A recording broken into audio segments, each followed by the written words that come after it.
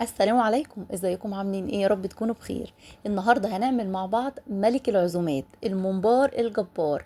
بس مش اي ممبار، كلنا بنعمل ممبار وكلنا بنبقى متفقين عليه بعد ما نعمله، ملناش دعوه بماضيه.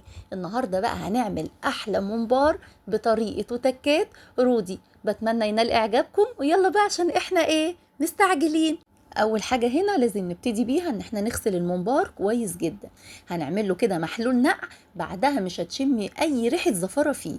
معايا هنا كيلو من الممبار، هننزل عليه بمعلقتين كبار من الدقيق، وزيهم سكر وزيهم ملح، ومعلقه كبيره كده من الطحينه، وكتري كده في الليمون، واقعدي بقى دعاكي فيه كده بكل ما اوتيتي من قوه، وسيبيه ساعه بالخلطه دي او في الخلطه دي، وبعدها اشطفيه. واوعدك ان انتي مش هتشمي اي ريحه زفاره، وهيبقى كده شمعه منوره. يلا بقى عشان نعمل احلى خلطه للممبار. معايا كيلو الا ربع من الرز المغسول متصفي كويس جدا. هننزل عليه بخضره شبت وبقدونس وكزبره مغسولين ومتخرطين، هننزل على الرز بيهم حزمه من كل نوع.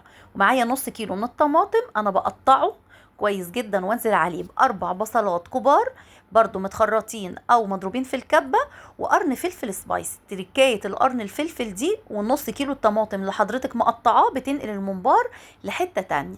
ايه بقى التوابل يا رودي؟ التوابل عباره عن كمون، كزبره ناشفه، فلفل اسود، وملح. هننزل وهندعكم كويس جدا بالبصل والطماطم، وهننزل على الرز والخضره. واخر حاجه هننزل عليهم بنص كيلو من الطماطم مضروبين في الخلاط ومسبكاهم بزيت على البوتاجاز.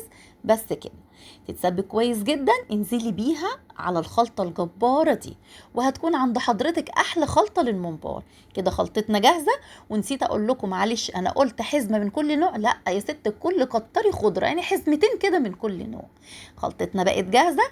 هنبتدي كده نحشي بقى الممبار. هاتي الممبار وبالصباعين بتوع حضرتك هتفتحي الممبارة كده وتبتدي تحشي. يبقى دي طريقة. او هتجيبي الممبار وتحطيها في قلب الخلطة، وابتدي بقى بصوابعك كده وتبتدي تحشي بالرز او تحشي الرز فيه. اهم حاجة ان الممبار ما يبقاش محشي رز كتير. حضرتك هتحشي وتبططيه كده زي المسطرة بالظبط. خلصنا كده. حلة على النار. بعد ما حشينا حلة على النار فيها مية. المية اول ما تبتدي لازم تغلي كويس جدا. انزلي ببصلاية، انزلي بورق لورا، حبهان، جزراية لو متاحة. وهنبتدي بقى ننزل الممبار. هياخد قد ايه على النار يا رودي؟ هياخد كده يعني لو الممبار كويس ومن مكان موثوق هياخد ساعة الا ربع. وبقى هنبتدي نخرجه. بصوا هنا كان استوى وبقى بسم الله ما شاء الله زي الفل. حضرتك هتختبريه استوى معاكي، ابتدي بقى خرجيه كده. وبس خلاص. كده خلصنا الممبار. زيت على النار، وابتدي بقى حمري الممبار وكلي احلى ممبار يا ست الكل بألف هنا وشفا. ولايك وشير لو عجبكم الفيديو. استودعكم الله الذي لا تضيع ودائعه.